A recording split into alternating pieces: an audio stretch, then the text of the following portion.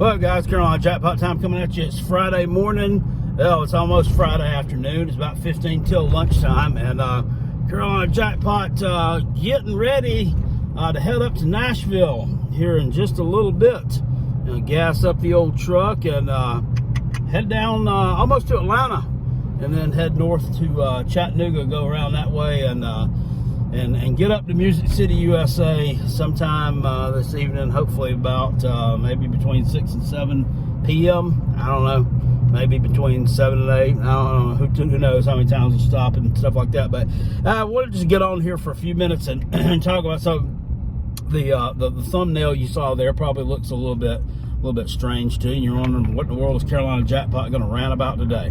All right, well, one of the South Carolina Gamecock platform creators, a super fan, I guess you would say, Christopher Phillips, the proprietor of the Spurs Up Show. It's a podcast, a platform, does a lot of different stuff, does some live events, does some stuff on YouTube, and obviously sells merchandise, Gamecock merchandise there, and pretty much gives you a report on everything that's going on Gamecock sports wise. I mean, he goes at it, full bore all year. I mean, talking about basketball, talks about baseball, and gets into that. I mean, even in the dead seasons, still gives some interesting content to talk about. However, over the past few years, I mean, since he created his platform, I guess especially since it started getting bigger, it's apparently drawn the ire of a lot of the Gamecock fan base, and that don't particularly care for Mr. Spurs Up Show dude and some of the stuff that he does, says, and his opinions, some of the things he tweets, puts on Instagram, whatever.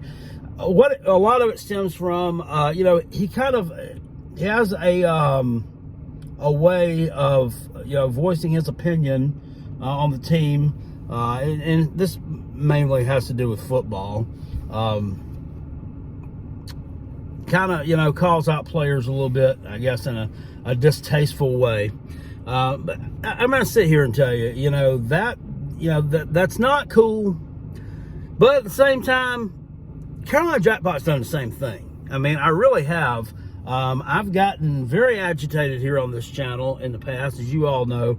But my bashing is more so towards other teams and toward the coaching staff. And to be honest with you, if that's where you want to bash, that's who you bash. You bash the grown-ass men. Okay, you bash the people who are getting an actual paycheck. I'm not talking about an NIL deal. I'm talking about an actual paycheck, who are cashing a check from that university to do a job.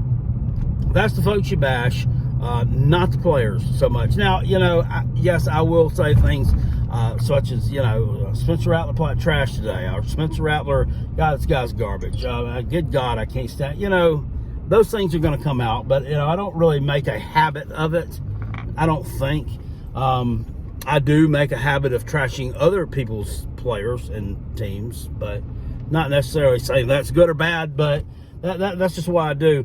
But so recently, I think this week, he's unveiled a line. He's had merch for a few years now, and he just recently this year added some Beamer Ball stuff. Maybe it was last year. Some Beamer Ball koozies, some Beamer Ball towels, some Beamer Ball t-shirts, and he's even got a hat there with a little banner on it that looks kind of done up in like an election type layout. The Rattler Beamer 22 thing there, which, I mean, it's pretty cool stuff. But then he unveiled one I guess it was this week or right before Halloween, because he was offering up to put up a promo code Halloween to get off your order. The Fire SAT merchandise, Fire SATT merchandise. So that, of course, if you don't know who I'm talking about, if you have been living under a rock, or maybe you haven't been living under a rock, or just don't pay a lot of attention to South Carolina Gamecock football, either or is okay. Marcus Satterfield, offensive coordinator for the Gamecocks.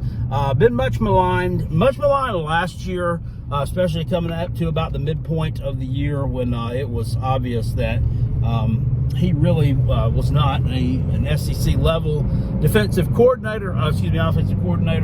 And now this year has been more of the same, except for a few flashes here and there. The team has looked like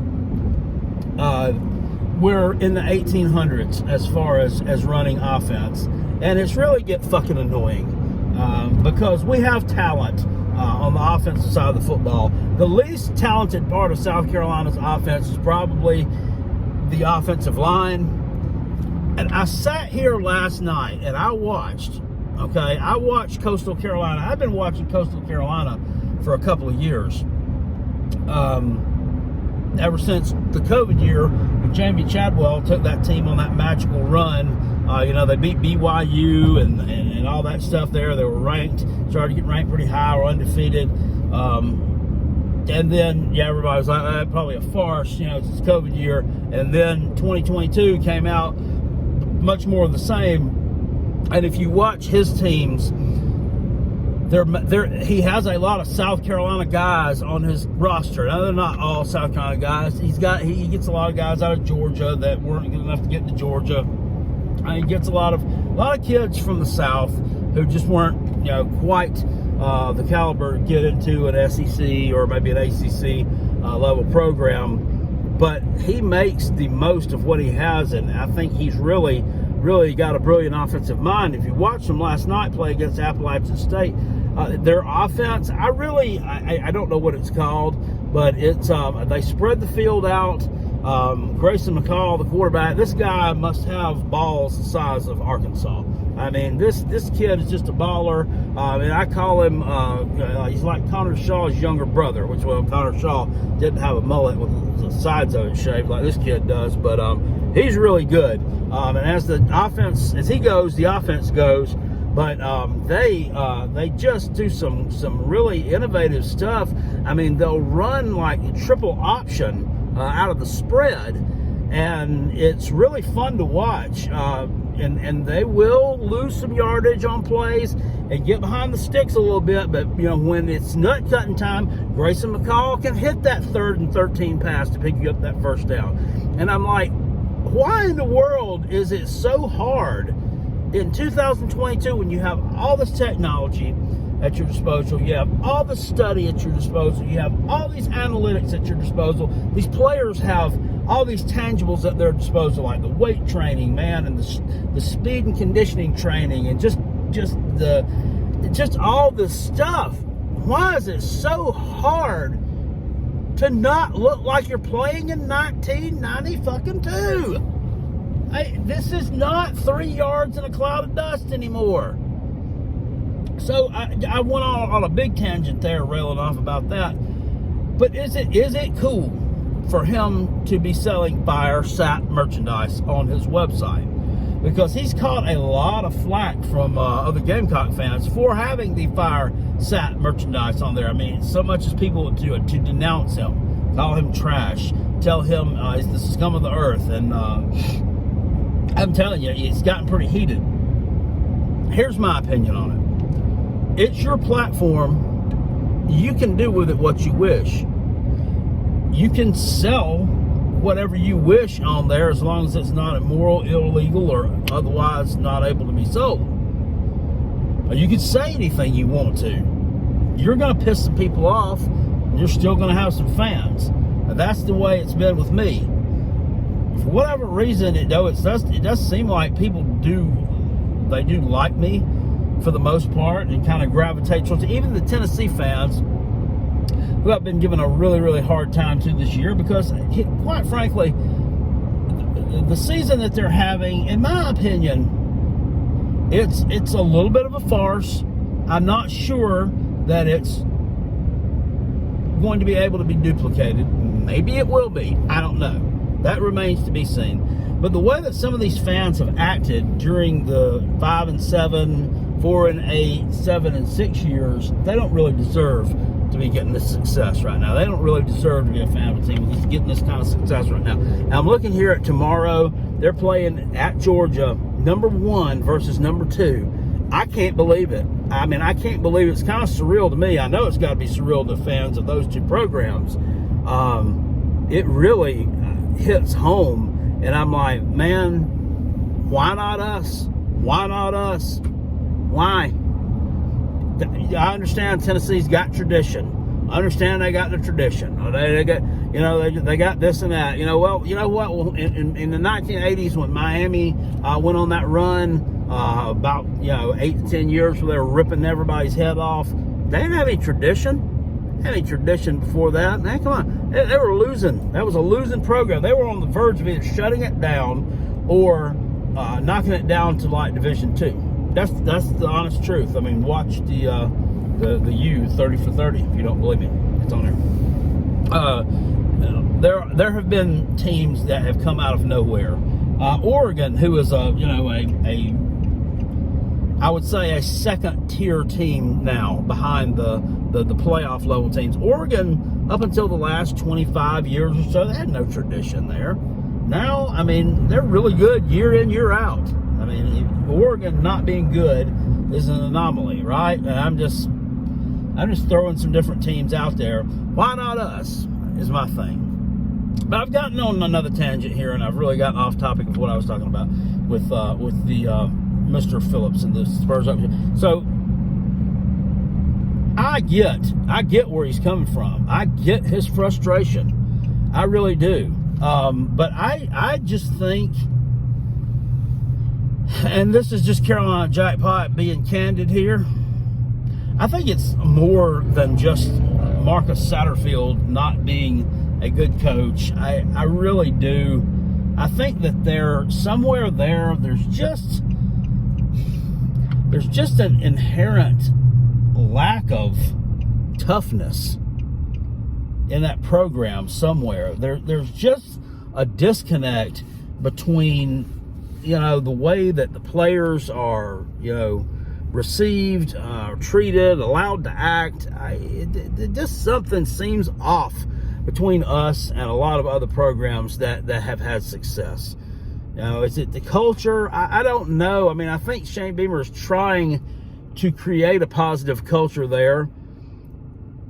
Thing about it is, Shane Beamer went into jobs. He's went into jobs pretty much his whole career as an assistant coach, as a position coach, wherever he's been. He never really went into programs with bad cultures.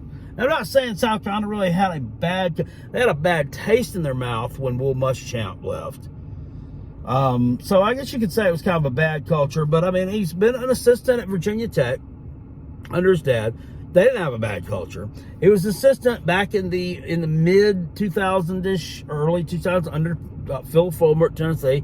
They didn't have a bad culture. They were just a few years removed from winning a national championship. I think he was at Georgia Tech in the early 2000s for maybe a year. I don't know. I don't think they had a bad culture. It was with Sylvester Croom at Mississippi State. I don't know. Croom, I think, was a good coach, good motivator. Didn't win a lot of games, but I don't think he probably had a bad culture. He was under, of course, Kirby Smart. He didn't have a bad culture. And then under Lincoln Riley, I don't know. That one I don't know about. Maybe so. Maybe that was kind of a bad culture. I mean, they were winning football games, though. So maybe he just doesn't know how to handle it quite yet. But he's going to have to figure it out. But the fire sat thing, I can understand it. I mean, somebody's got to be the GOAT.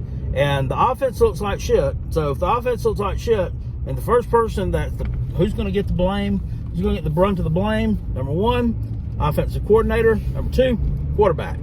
Okay.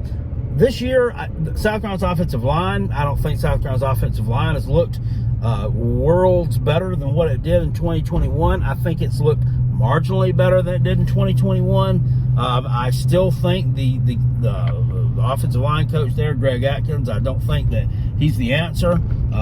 This guy's had some health problems and stuff as well.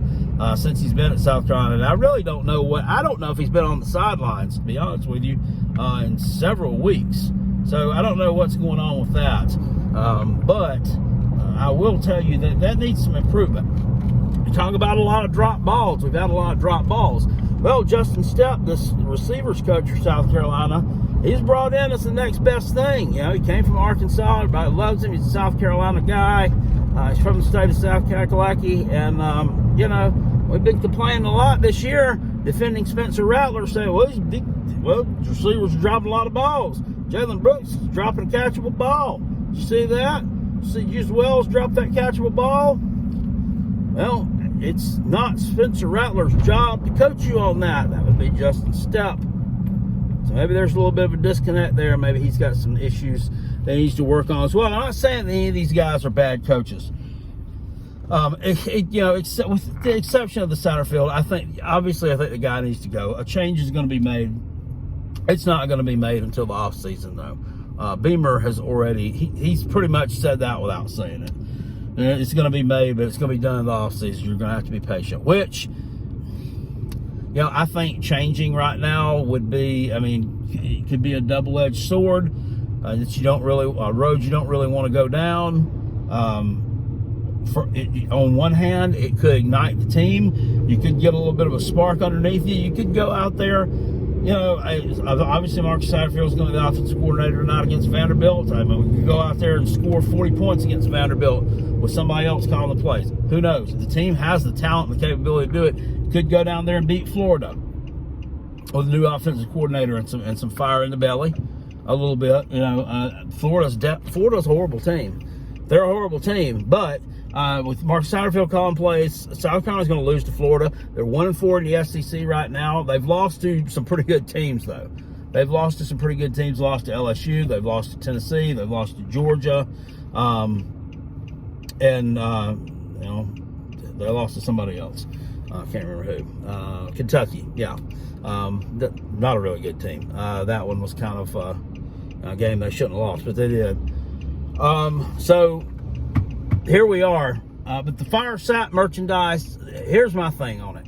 It's not something I would do, not just because Carolina Jackpot doesn't do merchandise. Unfortunately, my platform is just a YouTube channel. I'm just a fat guy yelling into his phone on game day Saturday. You know, I do some picking predictions against the spread. I do some things when I can around work. You know, if I could do this for a full-time job, I would absolutely love to do it. I've had some people tell me that I should, and that would be great, you know, and I would love to, but they don't know my situation. I mean, I can't afford to just not work a regular job and just run out and let's just try to make a go of the YouTube thing without, any like solid, capital to fall back on in case it doesn't work out, and I don't really have that. I mean, I won't say that Carolina Jackpot's a pauper who lives from paycheck to paycheck, but I got bills, you know what I mean? So it would be hard to do. It would be hard to do unless something just absolutely just really blew up for me, which would be awesome. Would be absolutely awesome if that happened, but I don't know.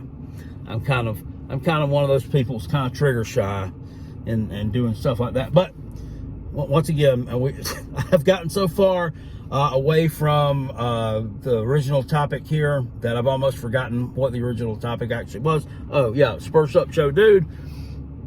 Do your thing, as far as I'm concerned. I mean, because in the grand scheme of things, whether he gets fired or not, if he gets fired, then are you still going to wear the hoodie? Probably not. Somebody's going to buy it, and you're going to make money off of it. I'm sure that he's smart enough to know he's not going to order a whole ton of them unless he sees that there actually is a demand for them. Otherwise, he's going to be stuck with these, right? And then he's going to have to eat, the cost of whatever he put into them. But some of our fans, you get a little bit too sensitive with stuff like you, a little too sensitive with stuff like that. If you're winning and things are fun, well, Lord, I mean, things like, the We Beat Alabama t-shirts. I remember us doing that. People are giving Tennessee a hard time because they They had a third Saturday in October champions t-shirt that they made up. Well, we also made a t-shirt up for beating number 1 Bama back in October 2010. I can tell you, I had one. I wore it till it had holes in it. Then I turned it into an old rag to like wipe the car down with and stuff. It might still be around somewhere. I don't know. But we've done that stuff in the past too. So I'm not going to say, just get off his case. I'm not going to also tell you and sit there and say that I support it. I'm going to say it's something I wouldn't do personally because, number one, I can't do that. I don't have the resources to do it, not at this time anyway. Number two, to me, that's just something that it is kind of an unclassy look, a little bit. I mean, it really is. To, champion on something that we're wearing around for another man to lose his means of making money and supporting his family. And I know what everybody says. Well, he's rich, Carolina Jackpot. He loses his job. The best everybody wants to be. And that's it. In life, what I aspire to be in life is fired Jimbo Fisher. Fired Jimbo Fisher, fired Dan Mullen. Who else? Insert person here. Maybe fired Brian Harston, maybe on some level. He's probably not as rich as some of those guys, but I mean, those people are set for life. They don't have to ever lift another finger again if they want to. Well, Jimbo Fisher's not fired yet officially, but I think it's going to come. But like a Marcus Satterfield, a guy like that, I mean, that guy ain't knocking down, go away money. He ain't knocking down fuck you money. He's probably, I don't know what his salary is. Probably close to $1 million a year, but these guys got bills. I mean, they got nice houses, they got nice things, they got nice cars. They buy nice things for their kids and their wife, and they got bills. He's got big bills too. He's got a big paycheck. He got big bills. I don't want to see a person. I don't want to see and champion for a person to, lose their means of supporting all that and supporting their family. But at the same time, I don't want to see my school and my team go down in flames either, We've been doing it for a while. The experiments have not been working, right? The science projects continue to blow up in our face, right? So, kind of chill with that, I guess. I'm still going to pop on here every now and again and tell you, hey, this guy probably needs to be replaced. I don't champion for it, and it's not something I want to see happen, but it's something that needs to happen. It's something that needs to happen. I mean, and I don't wish any ill will against him, and I hope he lands on his feet. But for the good of this team and the good of everybody else. Now, all the stuff too with the Jaheim Bell not playing much and all that. Everybody asks Carolina Jackpot. I don't know. I honestly have no answers to that. I don't have any inside sources to that team. I do know, and I've seen, one of our folks that shows up in our YouTube chat room a lot. Not going to name his name here. Maybe you wouldn't want to. That actually goes to school there and has had a class or two, I think, what Jaheim Bell said. The guy was actually injured, and it really didn't come out a lot. At the first of the year, he had a pretty nasty injury. I don't know if it was a leg injury or what. But is that dude, he made a lot of preseason lists. Okay, he's been around since 2020. He's been around since the COVID year. Really didn't do a lot that year. Kind of burst on the scene a lot last year. He did, a ton. He showed out in that bowl game. He showed out in that game against Florida. Other than that, though, I mean, does anything else stand out in anybody's mind that he really went out there and just played balls out and just set the woods on fire? I don't think so. I don't know. And the point I'm getting at is, guys, what? I mean, maybe just not quite as good as you think he is. Maybe he's just not quite as good as you think. I mean, I think he's a good athlete, but maybe not. So he's not getting any touches. He's just not getting this, not getting that. I just can't at this time. I just sit back. I cannot wrap my head around the fact that that Shane Beamer and even Satterfield here I can't wrap my head around that these guys would be so dumb that this guy would be just this dynamic weapon that people have made him out to be. Just this Tim Tebow, DeAnthony Thomas, Ricky Williams, Barry Sanders, Derrick Henry, I don't know, Jerry Jeudy, whatever, all wrapped into one. But he's not getting any touches. He's not getting to play any. His snap count's decreasing. And I don't know, maybe, I've heard some of the rumblings about him and kind of getting into it with some of the fans and stuff. Is he a little bit of a negative type individual? I don't know either. And do you punish those negative type individuals and not let them play a lot because, they have bad attitudes and they're negative type individuals? Well, we've seen in college football, we've seen it go both ways. We've seen it go both ways, right? On one hand, I can make the case for, and I can see that you wouldn't want to play somebody like that because it sets a bad example for everybody else on the team. But at the same time, if that's your best player, what do? You're stuck. And it's the same way in management or anywhere else out in life. You're stuck between a rock and a hard place, and at times those decisions are very, very tough to make, and they're very vital to make, and they're not. It's not easily done. It's not easily done. It's a slippery slope, my friend, and a tight wire to walk. Tight wire to walk. So that's about what I have to say about that. I hope this is a good weekend. I'm predicting Gamecocks 34, Vanderbilt 14. Vanderbilt stinks. They did. They're no different than the normal Vanderbilt. Every year they'll come out and play hard, punch you in the mouth, and everybody's like, it's doom and gloom in the fan base. It's doom and gloom. Is it doom and gloom on the team though? Are you in the locker room? Because they're the ones that are going out. They're the ones that are going to go out and play Vanderbilt. The fans are not the ones that are going to go out and play Vanderbilt. So it's how this team plays, the way this team responds. I think that South Carolina is infinitely more talented than they are. Defensively, they're horrible.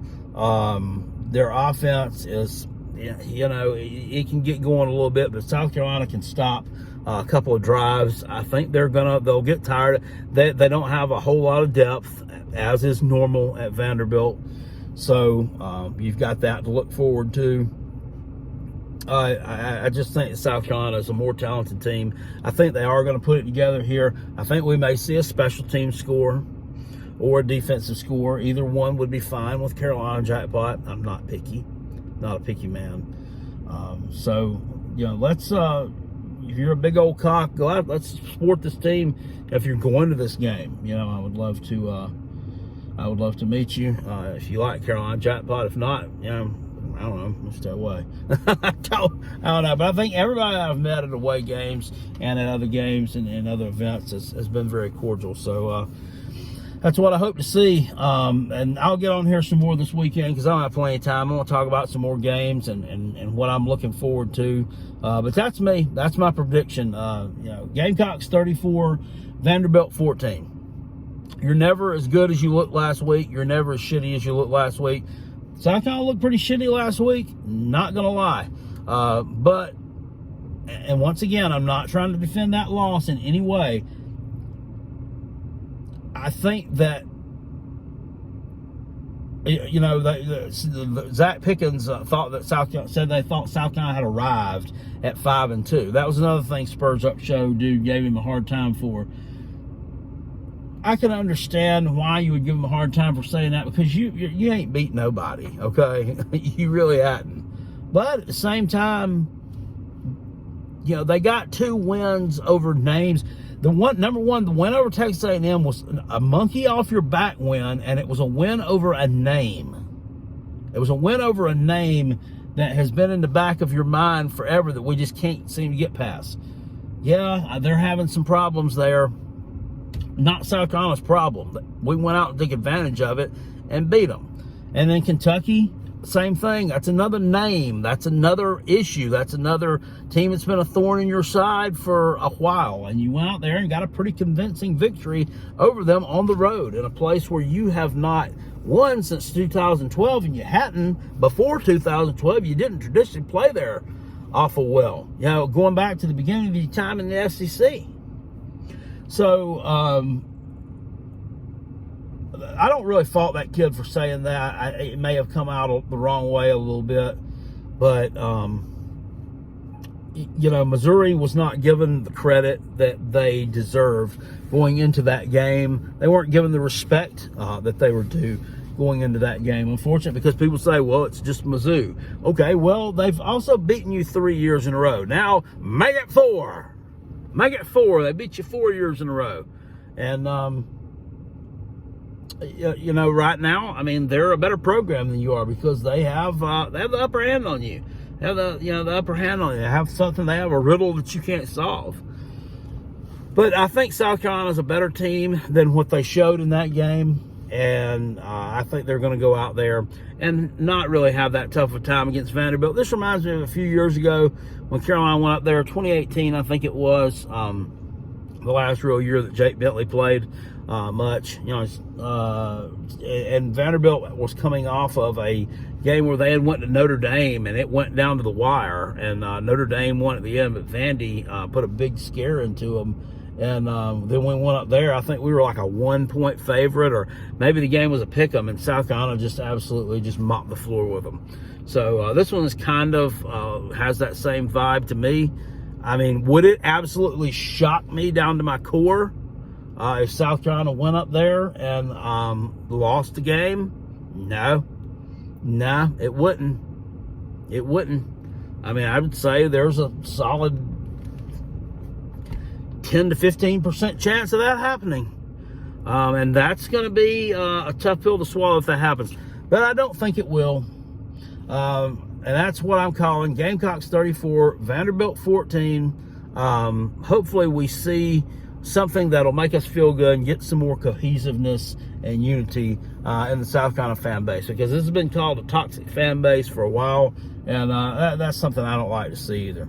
Yeah, when I was big into going to games a lot when I really could go a lot back in the 80s when I was growing up, and in the 90s when I got into high school and into college and whatnot, when I was able to kind of go a lot to games. I mean, you didn't see this. You didn't see this division between the fan base and a lot of like infighting and bitching. Even when South Carolina was 0-11, everybody was just under the consensus, oh, he sucked, and we need to get rid of Fat Brad. So, you know, let's get back to that and not get back to wanting to fire Fat Brad, get back to cohesiveness. So anyway, that's all I got to say about that. It's been a long 30-minute ramble, and I got to get out of here because I got to get on the road. So I'm sitting here right now, pulled over. I'm in the Greenville High School Serene Stadium parking lot, which is where the Greenville Red Raiders play. This is also where Furman, where the Paladins used to play their home games in this venue. It's a kind of an icon in Greenville, South Kakalaki. It's just, the stadium here is really. I played here when I was in high school, but I didn't play for the Greenville High, but I did play here a couple of times. And that stadium over there is very. You can see that over there, those concrete bleachers. So they put some seats on some of them. If you're sitting on that concrete, it's going to be kind of rough to go poo-poo the next day.